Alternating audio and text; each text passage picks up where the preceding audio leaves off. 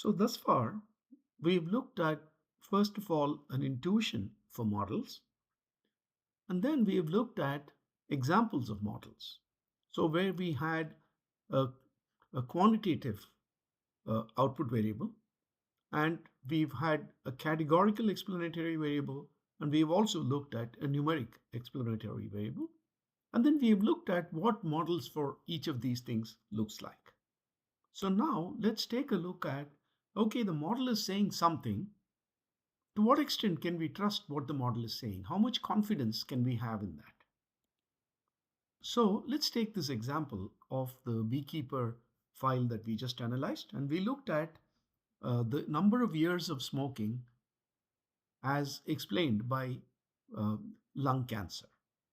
Okay, so what we're seeing here is that people who have lung cancer, on average, have smoked for longer number of years than people who don't have lung cancer.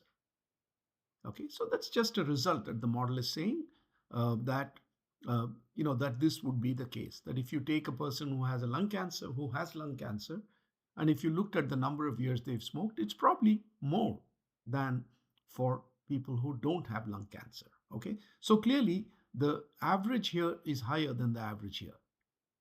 But the question we ask is, if I repeated this experiment many times, will I still see the same results? Okay, the key concern in statistics is, look, you're working with samples and you're trying to make conclusions about the population. Okay, now the result that I'm seeing here, the fact that people who have lung cancer have smoked for more years than people who don't have lung cancer, is it just an artifact of the particular sample we got, or is it something that I can expect to find in the general population as well? That's the important question, right? So just because the sample is saying that it's higher, how confident can we be? Okay. So the key point here is, well, uh, how confident can we be about this? Okay. Is it just that the particular data sample we got was a freak and it's showing something that we cannot really generalize? Okay. So the important point to notice is that the two bands, right? The band here and the band here, they don't overlap, right? In other words, what it's saying is, look, if you repeated the experiment many times, okay, then you're still going to see that the average for people who have lung cancer, the average number of years smoked, is definitely going to be higher than the average. Not definitely. There's 95% of the time it's going to be higher for those people than for these people. Okay, so that gives us a certain amount of confidence that the model is saying that people who have lung cancer would have smoked for a larger number of years. The model is saying that, and it's likely true in the real world as well.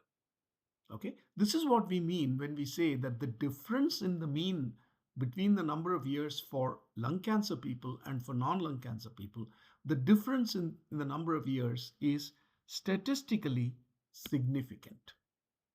Okay. Now the point is that since we are making an estimation based on a sample, we can never be 100% sure. But there is a very low likelihood that what the analysis based on the sample is saying, there's a very low likelihood that this is actually incorrect. Okay. So the model, another example is, this model establishes a relationship between the ankle sizes and the wrist sizes of people. And the model is saying that in general, higher the ankle size, higher the wrist size.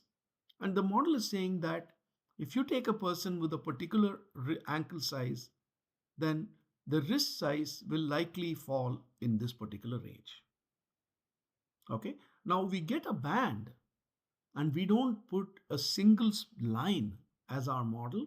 Again, because of the fact that we're working with a sample, and if you repeated the experiment many times, you're going to get a slightly different line each time. But 95% of the time, the line will fall within this band. You will get different lines, but the lines are all going to be lines that fit within this particular band. And therefore, any one of those lines could be an explanatory model. And that is why statisticians prefer to give a range or a band. Okay. Now, again, we can say that I trust the model because if the line were completely horizontal, okay, that shows that there is no relationship between ankle and wrist. Okay. So another way of saying it is if a horizontal line will fit in the band, then we say that the model is not statistically significant.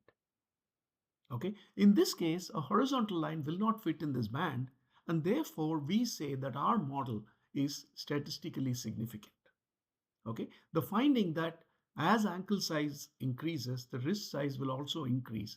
That finding is statistically significant because the horizontal line does not fit in the model. In fact, by a large margin, the horizontal line does not fit in the model. The model is pretty clear that there is a strong relationship between ankle sizes and wrist sizes. Okay, so that's what we mean by can we trust the model? So once again, answer the review questions before you go on to the next video.